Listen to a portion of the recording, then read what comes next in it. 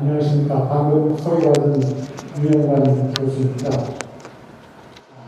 이렇게 코로나 바이러스로 어려움을 겪고 계시는 와중에서도 함께 자리해 주시고 또 한반도의 평화와 통일 문제에 대해서 같이 고민을 나누시기 위해서 기왕을 해주신 여러분께 감사드립니다. 그리고 무엇보다도 한반도의 평화와 통일을 위해서 중심이 되어서 방향을 제시하는 평화통일연대 10주년 행사를 오늘 하시게 된 것을 축하드리고 박정화 이사장님 그리고 강명민 대표님께 깊은 감사를 드립니다. 오늘 제가 말씀드리고자 하는 내용은 바이든 시대의 정부가 정세와 한반도 평화 이렇게 제목을 정해봤습니다. 여러분도 관심 있게 많이 주목을 하시고 지켜보셨겠습니다만 11월 3일 미국 대선의 결과 바이든 후보가 당선이 되는 것으로 확정이 되어가고 있습니다. 아직 트럼프 대통령은 결과에 승복하지 않고 있습니다만 그래서 그러한 이 변화가 어떻게 국제정치에 영향을 미치고 또 동북아 정세와 한반도 평화, 한반도와 관련된 현안에 어떤 영향을 줄 것인지를 한번 함께 생각해보는 시간을 갖도록 하겠습니다. 11월 3일 실시된 미국 대선은 여러 가지 면에서 역사적인 변곡점을 기록하는 사건이었던 것 같습니다. 우선 미국 민주주의 역사에서의 변곡점이었던 것 같습니다. 잘 아시다시피 이번에 트럼프 대통령이 굉장히 많은 표를 얻었습니다. 지기는 했습니다만 7,100만 표, 또 총 유권자의 47%의 지지를 받았습니다. 근데 이제 우리 같은 사람들의 상식으로 보면은 이해가 안 되는 것이 지금 이 미국의 코로나 바이러스로 인해 가지고 25만 명이 사망을 했고 아예 그냥 손을 놓고 있다시피 하고 있는 상황입니다. 게다가 코로나 바이러스 때문에 경제는 아주 나락으로 떨어져 가지고 실업자가 대량 지금 늘어나고 있는 그런 상황이고 그다음에 또 백인 경찰에 의한 흑인 또 이 살해 사건 같은 이런 좋지 않은 사건들이 있고 그래서 어떻게 그렇게 많은 표를 트럼프 대통령이 받을 수가 있을 것인가 지난 4년 동안의 행적을 봐도 그렇고 그런데도 불구하고 7,100만 표라고 하는 미국 전 유권자의 47%라고 하는 표를 확보했다라고 하는 것은 그만큼 미국 사회가 지금 극렬하게 분열이 돼 있다라고 하는 것을 의미를 합니다. 그리고 이 사람들이 길거리에 나와가지고 데모를 하고 그러는 걸 보면은 그 사람들 그 가슴 속에 있는 분노 이런 것들이 느껴지게 됩니다. 트럼프 대통령 4년의 통치를 한마디로 요약을 하라고 한다면은 이 분노에 근거한 통치였다라고 이야기를 할 수가 있겠습니다. 원래 트럼프 대통령이 당선된 것 자체가 어떻게 당선이 됐느냐면은 지난 이 40여 년 동안 진행이 되어 온 세계화 그리고 신자유주의라고 이야기를 하는데요. 간단하게 얘기를 하자면은 국가는 이 경제의 간섭을 최소화해라. 이 시장에 맡기면 모든 게 다 잘 되게 돼 있고 합리적인 시장의 모든 것을 해결해 줄 테니까는 개입하려고 하지 말고 모든 규제는 풀고 이 시장의 역할을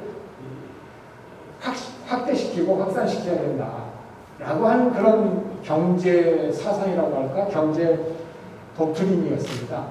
근데 그러한 이 신자유주의가 1980년대 이후에 쭉 이제 새로 도입이 돼가지고 미국, 영국, 유럽 모든 국가들이 그러한 철학에 근거해가지고 경제를 운영을 하다 보니까 세계화가 진전이 되면서 경제도 성장하고 상당히 효과가 있는 것 같았습니다.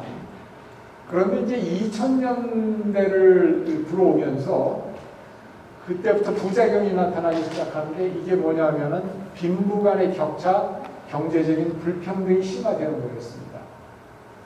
그러니까 이런 겁니다. 세계화가 진행이 되면서 무역이나 금융이나 투자나 이런 것들이 통합이 되니까 대기업이라든지 다국적 기업이라든지 금융자산가라든지 또 IT 기업의 이 회장이라든지 이런 사람들은 엄청나게 돈을 많이 벌면서 성장을 하는데 중서부에 중부 북부 이쪽에 러스트벨트라고 얘기하는 아마 이번에 여러분들 보셨겠습니다만은 펜실버니아, 미시간, 위스콘신 뭐 이런 데가 이제 공장들이 많이 있었던 공업지대였거든요.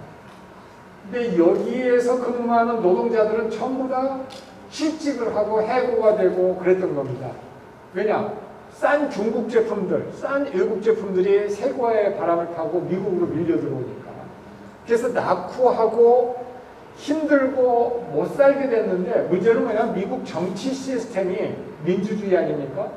그럼 이제 민주주의의 그 정치인들 그리고 정치 시스템이 그 힘든 사람들을 품어 안고 함께 같이 살아야 된다라고 하는 그 방향으로 나갔어야 되는데 그렇게 하기 위해서 사회 안전 보장을 더 강화를 하고 직업 재교육도 교육도 시키고 그래서 다른 분야에 취직이 되도록 이렇게 알선도 해주고 그랬어야 되는데 그거를 실패를 한 겁니다.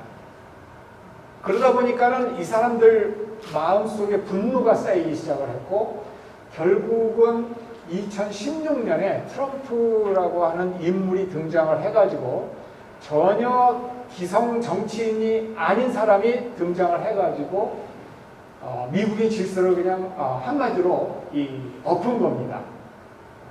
틀려먹었다라고 이제 이야기를 하면서 그래서 지난 4년 동안 펼쳤던 정책은 바로 그 러스트벨트에 있는 자기 지지했던 사람들만 바라보면서 정치를 하고 이 4년 동안 미국 전체를 통합하려고 하는 노력을 하지 않았습니다. 그러다 보니까 이 분열이 더 극심해져 가지고 이번에 이 대선 결과로 나타났다라고 하는 것이죠. 그래서 이제 이 트럼프의 등장으로 상징이 되는 미국 민주주의의 위기 이게 아마도 트럼프 대통령이 4년을 계속 했었더라면 더 심화되고 미국은 더 분열되고 하는 방향으로 갔을 겁니다. 그런데 바이든 대통령이 등장을 해서 전혀 다른 방향으로 이 길을 잡은 것입니다. 그건 뭐냐?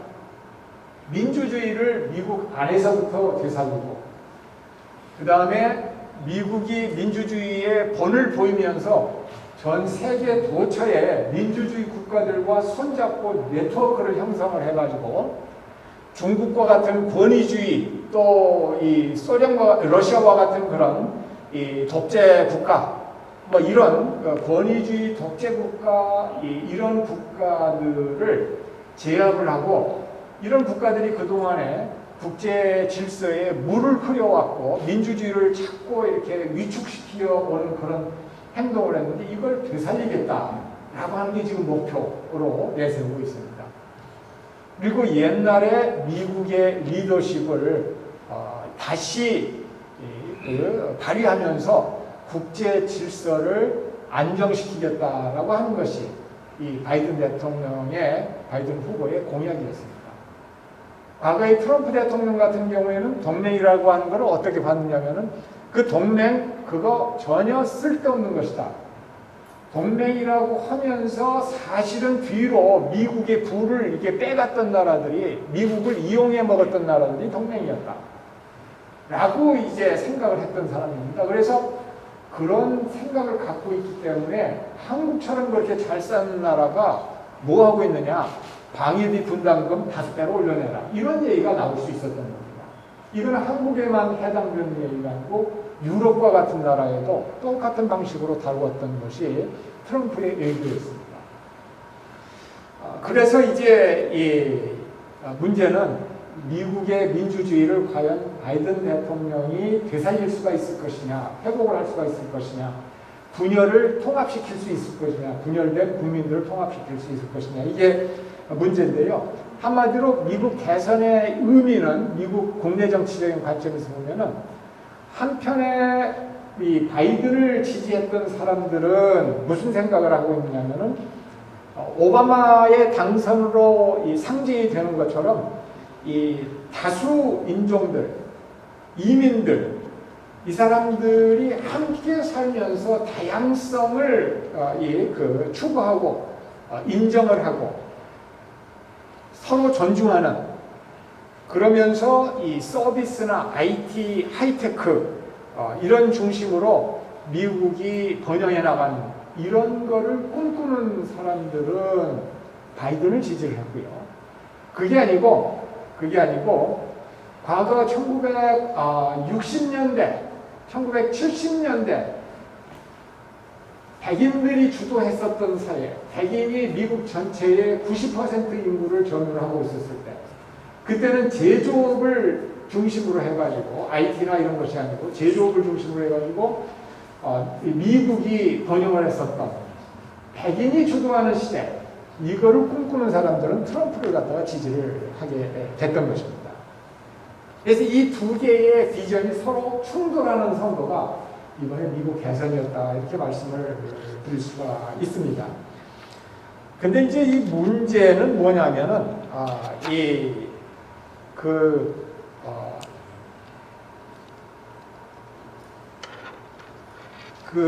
러스트벨트라고 표현했었던 아까 그 백인 저항력 노동자들의 불만, 분노.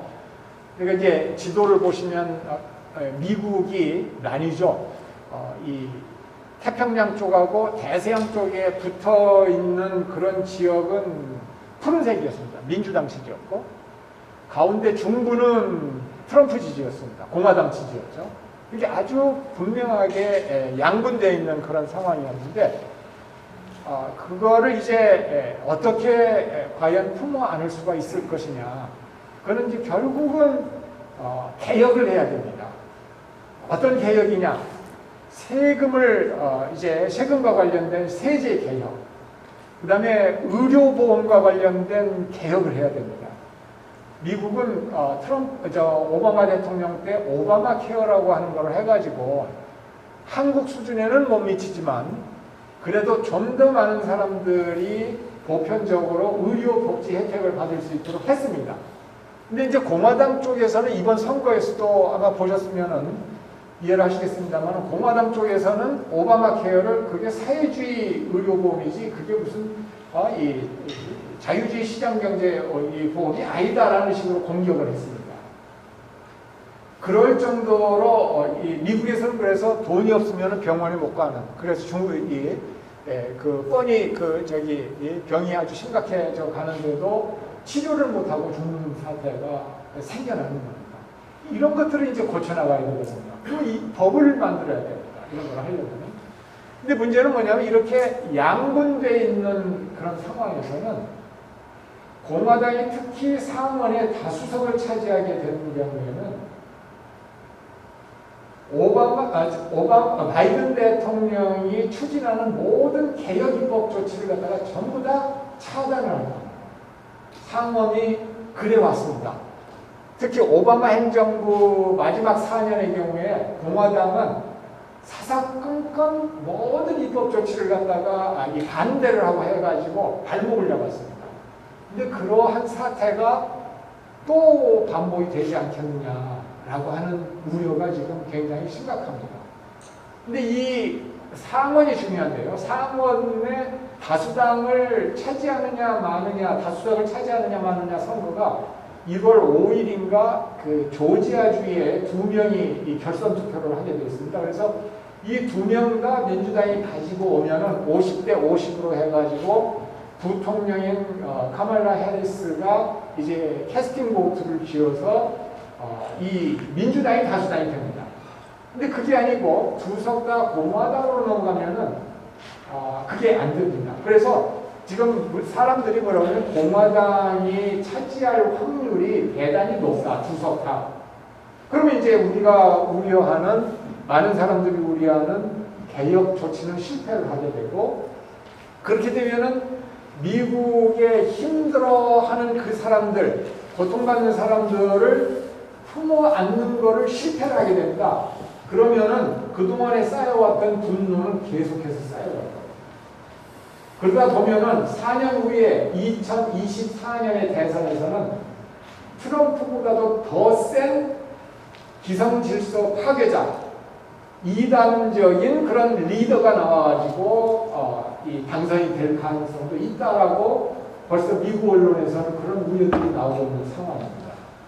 근데 지금 상당히 심각한 4년이 앞으로 진행이 될 것 같다라고 하는 그런 말씀입니다.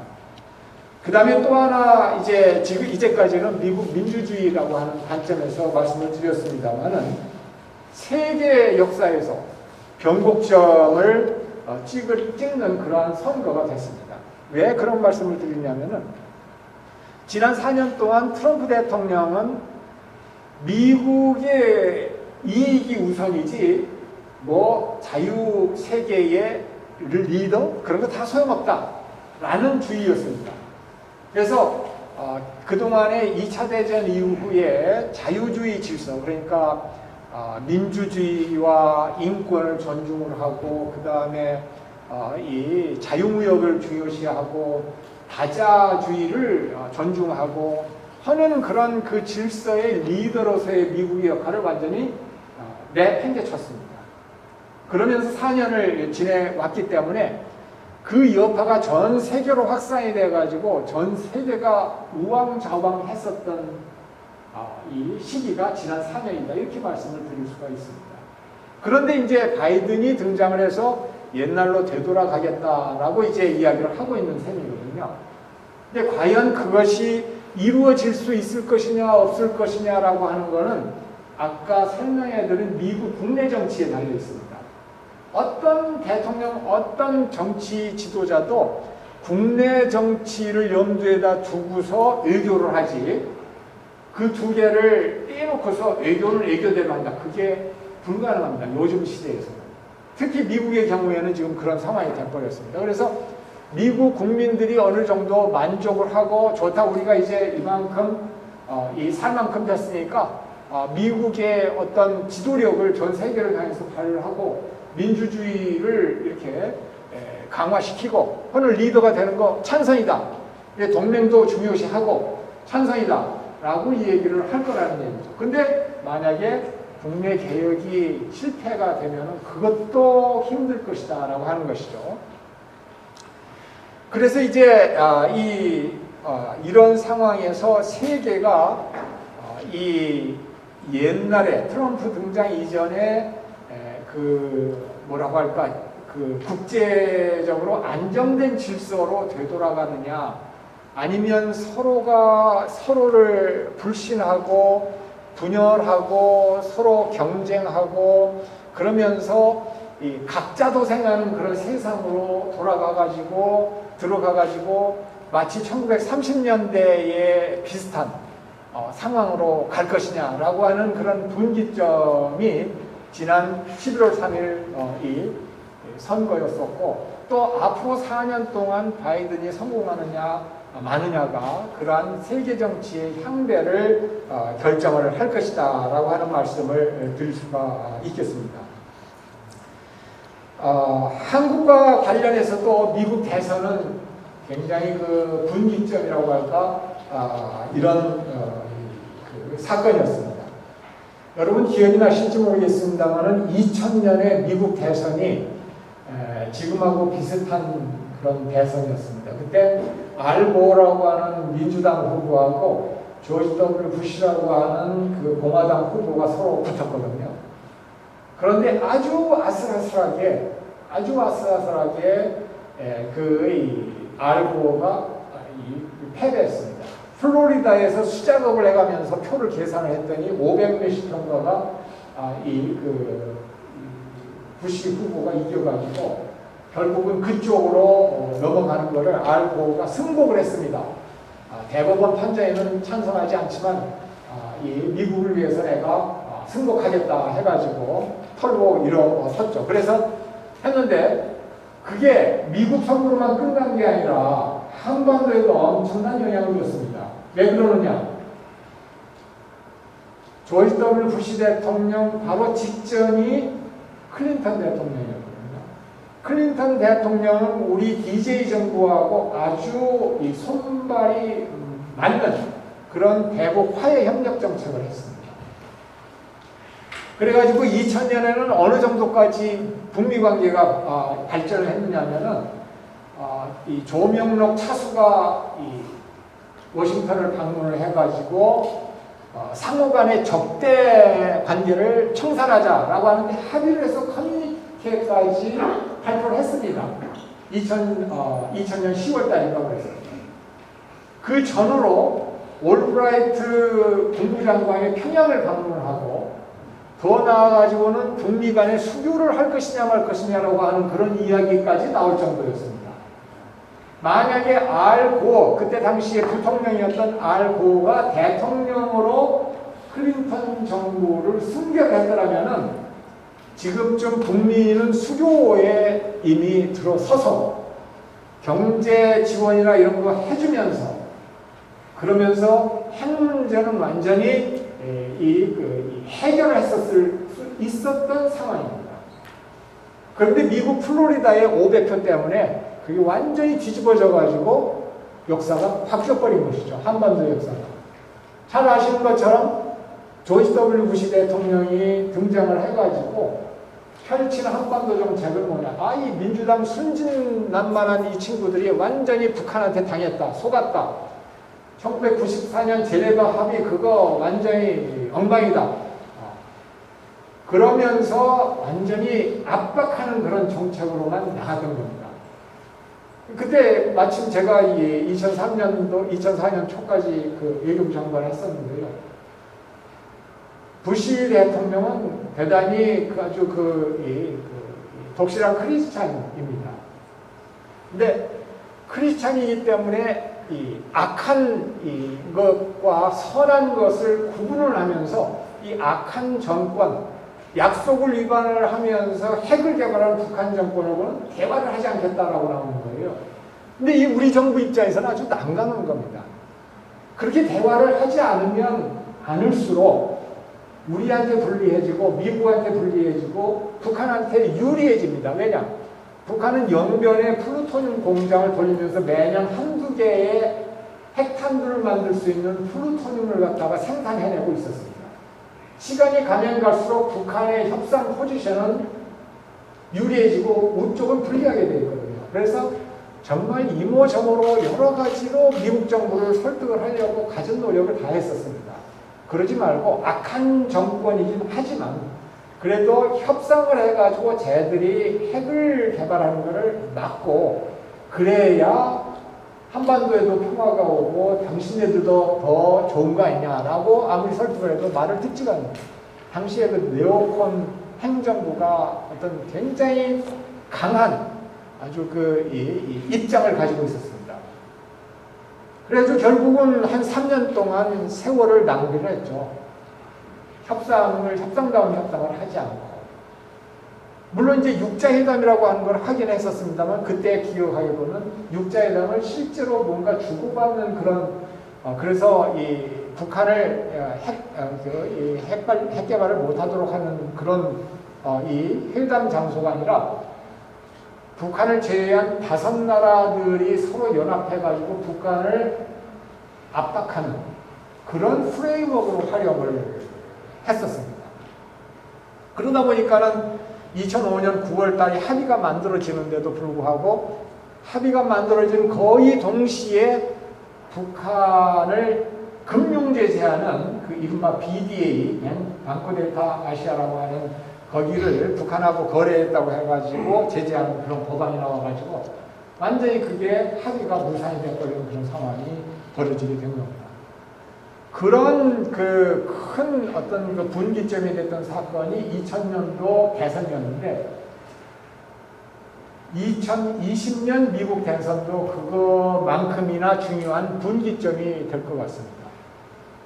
트럼프 대통령은 이 북핵 문제와 관련해가지고 굉장히 독특한 접근법을 채택을 했습니다. 그게 뭐냐면은 김정은 위원장과 직접 만나서 담판을 지켰다라고 하는 생각이었습니다. 그래서 3번씩이나 만났습니다. 3번씩 만나가지고 담판을 지으려고 했으나 실질적인 가시적인 그런 이 진전은 이뤄내지를 못하고 결국은 이제 물러나게 됐었죠. 근데 저는 트럼프 대통령이 김정은 위원장을 만난 것을 비판하는 사람들이 많습니다. 그 독재 정권을 갖다가 인정을 해주는 거 아니냐, 뭘 받아내고서 지금 만난 거냐 하면서 미국 내에서도 비판하는 게 많은데요. 저는 사실은 그거는 긍정적으로 봐야 될 것이라고 생각을 합니다. 왜냐? 북한이라고 하는 나라는 이 주변 국가들에 비해서 여러 가지로 이 작은 나라입니다. 근데 작은 나라가 이 강한 나라들한테 둘러싸여 있다 보면은 불안감을 갖습니다. 그건 뭐냐? 이 주변 국가들, 미국, 일본, 한국, 중국 이런 나라들이 아무리 우리는 당신네를 공격할 의도가 없어 이렇게 이야기를 해도 그거를 믿지 못하는 것이 국제정치의 어떤 속성입니다. 그렇기 때문에 불안하고 그럴수록 그런 생각, 그 안보 불안감을 갖지 않도록 대화를 통해서 상대방의 의도를 파악을 하고 이쪽의 의사를 전달하면서 불안감을 해소를 해주면서 이 핵을 보유하겠다라고 하는 그 동기를 약화시키도록 노력을 해야 됩니다. 그러려면 만나야 됩니다. 탑 리더들이. 그래서 이 일종의 인간적인 관계가 형성이 되고 하면은 그게 도움이 되는 것이죠. 핵 문제 타결에. 근데 문제는 뭐냐면 트럼프 행정부의 문제점은 뭐였냐면은 형식상으로는 그런 긍정적인 방향으로 가는데 내용적으로 핵 문제를 푸는 방법에 있어서 방법론이 과거의 그 압박 위주의 미국의 정책에서 한 발짝도 벗어나지를 못했습니다. 처음부터 끝까지 북한 당신네가 먼저 비핵화를 하면은 우리가 보상을 해주겠다. 당신네들이 먼저 모든 핵 프로그램 리스트를 갖다가 우리한테 제공을 하라. 라고 얘기를 하거든요. 근데 북한의 입장에서는 미국하고 북한 간의 관계가 서로 믿지 못하고 불신이 굉장히 높은 그런 단계인데 우리가 당신을 어떻게 믿고 그걸 해줍니까? 라고 하는 게 북한의 입장이죠. 그렇기 때문에 그런 어떤 선비핵화 후 보상 방식은 현실적으로 실현이 불가능한 겁니다. 근데 미국의 정책 결정자들이 그 전부터 쭉 그런 사고방식에 잡혀 있어가지고 그렇게 압박을 해오니까 북한은 거기에 압박에 굴하기보다는 오히려 더 반발을 하고 불안해하고 하면서 핵 프로그램을 가속화시킨 거거든요. 그러니까 대화가 그만큼 중요하고 접근법도 바꿔야 된다라고 하는 것이죠. 정치적인 어떤 포용, 인게이지먼트 이거를 해야 되는데 그걸 안 했다라고 하는 것이죠. 그런 면에서 바이든 당선자가 어떤 북핵 이 접근법을 구사할 것이냐 이게 또 이제 중요한 문제입니다. 바이든 당선자는 한미 동맹에 대해서 상당히 중요하게 생각을 합니다. 그래서 이 한국은 기본적으로 이 바이든 대통령 같은 사람들의 머릿속에는 미국이 여러 나라들하고 동맹을 맺었는데 민주주의와 경제 발전에 성공한 가장 성공적인 사례, 한국 이렇게 뇌리에 박혀 있을 겁니다. 그게 미국 주류의 어떤 그 정치인들의 생각입니다. 한국에 대한 생각. 그렇기 때문에 어떤 중도 성향을 가진 바이든 이 대통령의 경우에도 그런 생각을 가지고 있을 것으로 믿습니다. 그래서 한국에 대해서 굉장히 나름대로 우호적으로 나올 것이고, 예를 들어서 저 방위비 분담금 5배로 높여라 라는 얘기는 절대로 하지 않는 그래서 그런 면에서는 우리가 안심을 할 수 있는 지도자다라고 이제 생각이 되는데, 문제는 뭐냐면은 북핵 문제를 이 바이든 대통령이 어떻게 다룰지, 이게 문제입니다. 근데 트럼프 대통령이 이 김정은 위원장 만나는 걸 갖다 굉장히 강하게 비판했거든요. 이번 대선 TV 토론 이런 데서도. 근데 그게 불안한 겁니다. 나는 솔직히. 그래서 어느 방향으로 가야 될까? 옛날로 되돌아가서는 안 될 텐데, 가능하다면은 리더와 리더 간에 이렇게 만나는 그 소통 채널은 유지하는 게 좋을 텐데 하는 생각을, 바람을 가지고 있습니다.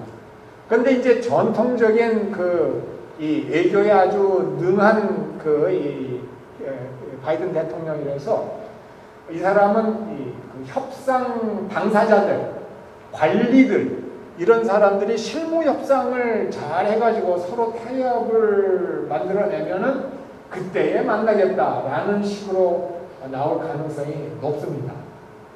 그만큼 아주 깐깐하게 할 것이고, 그래서 북핵 협상은 상당히 좀 시간이 걸리지 않을까 하는 그런 우려가 있습니다. 근데 사실 그거보다 더 제가 걱정스러운 것은 뭐냐면은, 아까 제가 설명해드렸죠. 미국의 국내 정치가 엄청 어려운 문제가 지금 산적해 있습니다. 당장 코로나를 어떻게 막을 것이냐. 지금 트럼프 대통령은 완전히 손 놓고 있었는데, 바이든 대통령은 그거를 갖다가 아마 맨 먼저 아마 그걸 해결하겠다고 나설 겁니다. 그리고 그거를 위해서는 지금 인수위원회가 가동이 돼가지고 트럼프 대통령 정부로부터 정보를 확보를 해야 되는데 정보를 주지를 않습니다. 협조를 안 하고 있는 거예요. 그것이 지금 가장 큰 문제입니다. 이런 코로나 문제 있죠. 그 다음에 경제를 되살려야 되는데, 이 경제 문제 어떻게 할 것이냐. 그 다음에 인종 간의 통합을 어떻게 할 것이냐. 또 그 다음에 의료보험 이런 거 어떻게 오바마 케어를 되살릴 것이냐. 수많은 난제들이, 아주 다급한 문제들이 산적해 있기 때문에 외교 문제는 뒷전으로 미룰 수가 있습니다. 설령 외교 문제를 중요하게 생각해가지고 다룬다고 하더라도 북한 문제보다는 중국 문제나 뭐 이런 거에 더 손을 쓸 가능성도 있습니다. 그렇게 되면 아주 난감해지죠. 왜냐? 지금 북한의 김정은 위원장은 경제 상황이 아주 안 좋습니다. 지난번에 당 창건일 연설에서도 눈물을 흘리고 사과를 하고 그럴 정도로 사실은 북한 경제가 안 좋습니다. 그렇기 때문에 하루라도 빨리 협상을 해가지고 제재를 풀어야 되는데, 바이든 행정부가 꿈쩍도 않고 있다 그러면은 관심을 끌기 위해서라도 핵실험을 한다든지 아니면은 미사일을 발사할 수가 있습니다. 그렇게 되면은 북한과 미국 간에 그동안 한 3년 동안 트럼프 대통령 있었을 때 축적해놓은 이 모든 것들이 사라질 뿐만 아니라 아주 좋지 않은 2017년 이전의 대결 상황으로 나아갈 수가 있습니다.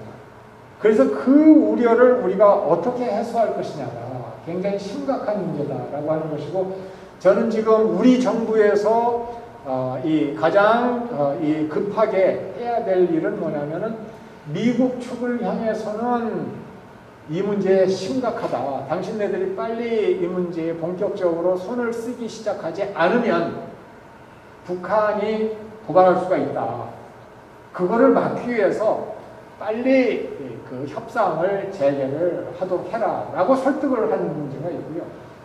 북한을 향해서는 뭐 어떤 채널이 됐든 간에 인내해달라라고 하는 것이죠. 무슨 핵실험이나 미사일 ICBM 테스트나 이런 거 하지 말고 인내해달라라고 하는 것을 갖다가 설득을 해야 될 것입니다. 그래서 이 양쪽을 갖다가 설득을 하면서 가능하면은 이 양 국가 간의 만남의 그 기회를 만들어주고 그래서 거기에서 뭔가 새로운 협상의 출발점이 나올 수 있도록 해야 되는 것 아니냐 하는 그런 생각이 듭니다. 무엇보다도 저는 기본적으로 이 하노이 회담 때 협상을 했던 것이 이제 어떤 상황이었냐면은 북한이 영변 시설을 비핵화할 테니까 거기에 상응하는 조건으로서 경제 제재를 풀어달라. 이 5개 경제 제재를 2016년 이후에 시작이 된 5개 경제 제재를 풀어달라. 이거를 요구를 한 겁니다. 근데 이제 미국의 입장에서 보면은 이 5개 제재라고 하는 것이 사실은 대북 경제 제재의 거의 90% 이상을 차지하고 있는 중요한 비중을 차지하고 있는 건데 이거를 전부 풀어달라 그러면은 영변 지역 이외의 비핵화는 어떻게 할 것이냐, 무슨 카드를 가지고 할 것이냐라고 하는 게 막막해집니다. 그래서 이제 거절을 한 거예요.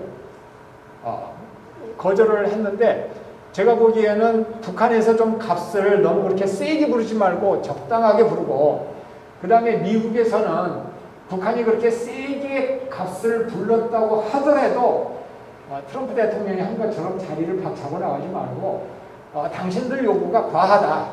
나는 이 정도가 좋겠다라고 생각한다고 해서 일종의 카운터 오퍼를 제시를 했었어야 된다고 봅니다. 근데 그냥 박차고 나가버렸어요. 만약에 그렇게 해가지고 협상이 진행이 됐더라고 하면은 상당히 의미 있는 작은 규모의 협상이 타결이 될 수 있었을 것이다 라고 하는 것이죠. 그러니까 영변 지역과 거기에 더해서 이제 플러스 알파라고들 표현을 하는데 북한이 좀 양보를 하고 그 다음에 미국 쪽에서는 예를 들자면은 종전선언이라든지 또 중요한 게 있습니다. 그거는 뭐냐면 평양하고 워싱턴에다가 연락사무소를 개설을 하는 거예요. 연락사무소가 있어야 정상적인 소통이 되고 하면서 협상도 진행이 잘 될 수가 있는 겁니다. 근데 그렇게 하고 이제 경제 제재도 좀 풀어주고 하면은 이렇게 딜이 만들어질 수 있었거든요. 그래서 그 딜을 출발점으로 해가지고 궁극적인 목표는 북한의 완전한 비핵화 그리고 북한에 대한 이 안전보장 제공과 이 경제 지원, 제재 해제 이게 서로 맞바꾸는 형태로 될 수 있었다라고 하는 것이죠. 그래서 저는 트럼프 대통령, 바이든 대통령도 그러한 맥락에서 이 협상을 좀 이어가는 그런 노력을 보여줘야 될 것이다 라고 생각을 합니다. 이 한반도와 관련해가지고 또 하나 이제 중요한 그 이슈는 뭐냐면은 잘 아시는 것처럼 미국하고 중국하고 아까 말씀드린 것처럼 대결 국면으로 치닫고 있습니다. 트럼프 대통령은 중국을 엄청 압박을 했는데 그렇게 전략적이고 효과적이지가 못했습니다. 왜 그랬느냐? 이 중국이 예를 들어서 불공정 경제 관행이 문제다. 예를 들어서 지적재산권을 존중하지 않고 거기에 투자하는 회사들을 압박을 해가지고 이 기술 이전을 강요를 하고 하는 그런 것들이 잘못됐다 그러면은 똑같이 생각하는 다른 나라들하고 같이 손을 잡고서 압박을 해야 되는데 완전히 단독 플레이를 하는 거예요. 그러니까 그게 제대로 먹힐 이유가 없죠. 근데 바이든 대통령은 단독 플레이 안 할 겁니다. 아마 민주주의 국가, 그 사람이 강조하는 이 민주주의 국가, 동맹 국가들하고의 네트워크를 형성을 해가지고 함께 압박을 하자라고 요구를 할 겁니다. 근데 이제 한국의 경우에는 민주주의 국가이고 또 자유를 중요시하고 또 이 자유시장 경제를 중요시하고 하는 나라인데 그런 요구가 들어왔을 때 그거를 거부하기가 힘들 거라는 얘기예요. 근데 중국의 경우에는 또 이제 이 중국, 한국과 엄청난 이제 경제적인 깊은 관계를 가지고 있기 때문에 여차하면은 경제 제재를 갖다가 한국을 향해서 행사를 하고 그럴 수가 있다라는 것이죠. 그리고 아까 말씀드린 것처럼 이 중국이 이제 이 경제력이 성장하면서 아시아에서의 어떤 종주국, 맹주국, 패권 국가가 되는 것을 희망을 하고 있고, 그런 맥락에서 미국의 영향력을 한국에서 밀어내는, 가능하다면 일본에서도 밀어내는 그러한 전략을 추구를 하고 있습니다.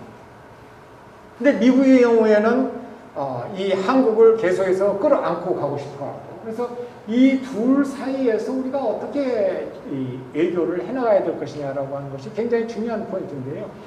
제가 그런 문제에 대해서 여러 가지로 고민을 좀 해봤습니다. 한 가지 방법은 그것밖에 없는 것 같아요. 우리가 이 미국이냐, 중국이냐, 어느 한편을 화끈하게 든다라고 하는 그런 사고보다는 전략적으로, 전술적으로 행동을 해야 됩니다. 예를 들어 민주주의라고 하는 가치나 무슨 어떤 그 시장 경제라고 하는 그런 가치나 이런 것들은 그런 가치 위에 우리 한국의 국가의 정체성이 있는 겁니다. 그러니까 거기에 맞게 외교를 하면서 미국과 함께 가는 겁니다. 그리고 글로벌 차원에서 여러 다른 지역에서 그러한 문제들이 있으면은 미국과 함께 협력해가지고 글로벌 동맹을 해가지고 그거를 풀어내는 겁니다. 그래서 협력을 하고, 다만 문제는 뭐냐면은 군사적인 차원입니다. 미국한테 그렇게 얘기를 해야 됩니다.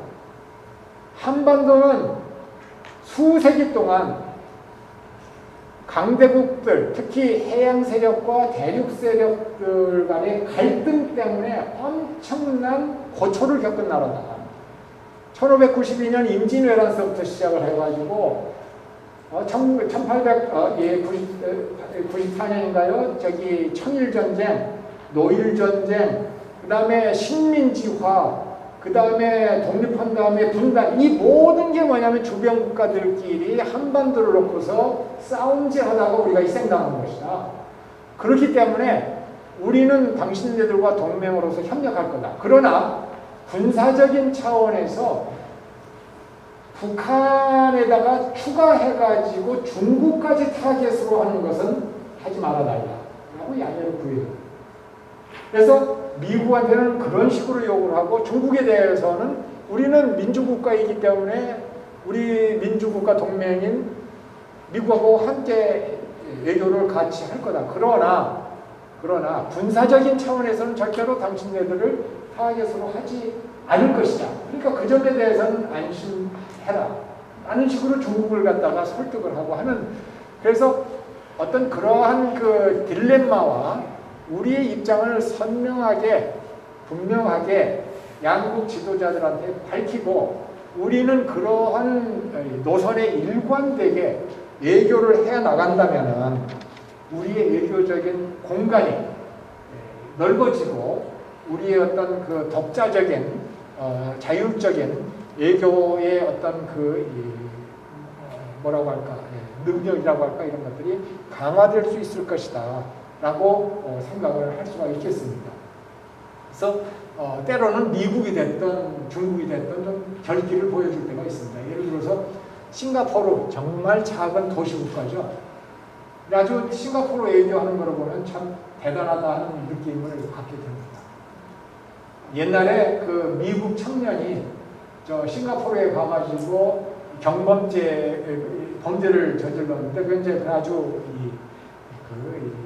중한 범죄는 아니었고 가벼운 범죄였는데, 싱가포르 법에 따르면 매를 맞는 그런 범죄를 저질렀습니다. 그래서 태형을 하려고 하는데 미국에서 외교적인 채널을 통해 가지고 엄청 압박이 들어오는 겁니다. 하지 말라고. 그런데 했습니다. 뭐라고 하면서 했느냐? 우리는 소국인데 그런 나라가 대국이 압박을 한다고 해가지고 우리의 주권과 관련된 사항을 양보를 해버리면은 우리는 희망이 없다 라고 얘기를 하면서 아주 단호하게 거부를 했습니다. 중국에 대해서는요, 마찬가지로 처심했습니다. 남중국해 문제가 한참 복잡해질 때 중국이 외교적인 압력을 행사했습니다. 싱가포르에다가. 우리 편 들어달라. 그랬더니 단호하게 거부를 했습니다. 우리는 당신네가 알다시피 무역을 통해서 먹고 사는 나라인데 그래서 해양에서의 그 공해상에서의 그 통상의 자유라고 하는 게 얼마나 중요할지 모른다. 우리는 당신 입장에 찬성할 수 없다라는 식으로 나왔었어요. 그래서 우리가 어떤 의미에서는 일관된 우리의 입장을 가지면서 때로는 단호하게 또 행동을 해야 될 때는 행동을 하고 물론 항상 유연하게 큰 틀 안에서 봐야 되겠지만 그런 노력이 필요하지 않나 하는 그런 생각이 들고 마지막으로 제가 가장 아쉬운 거는 뭐냐면은 지금 이 시점이야말로 남북한 간의 보건의료 협력을 갖다가 추진해야 될 텐데 거기에 진전이 보이지 않는 것이 대단히 아쉽습니다. 왜냐? 경제 제재 때문에요. 이 남북 간에 우리가 하고 싶은 본격적인 경협을 할 수가 없어요. 그러니까 우리가 할 수 있는 것은 뭐냐? 결국은 제재의 범위 밖에 있는 분야, 범위에서 남북 간에 협력을 해야 됩니다. 그래서 미국 정책 결정자들을 설득을 해가지고 이건 인도주의적인 차원에서 그리고 제재의 범위 밖에서 북한 주민들을 도와야 된다.